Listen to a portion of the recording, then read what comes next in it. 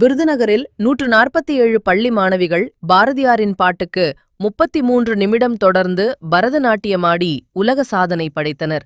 விருதுநகரில் உள்ள தனியார் பள்ளி வளாகத்தில் வளரும் இளம் தலைமுறையினருக்கு தமிழ் மீதும் பாரதியின் மீதும் ஆர்வம் வரவழைக்கும் நோக்கில் பாட்டுக்கொரு புலவன் பாரதிக்கு மரியாதை செலுத்தும் வகையில் பாரதியாரின் வேடமணிந்த இசை பயின்ற மாணவர்கள் பாரதியின் பாடல்களை பாட மற்றும் பரதம் பயின்ற 147 மாணவிகள் தொடர்ந்து 33 நிமிடங்கள் இடைவிடாது அபிநயத்துடன் பரதமாடி உலக சாதனை படைத்தனர்.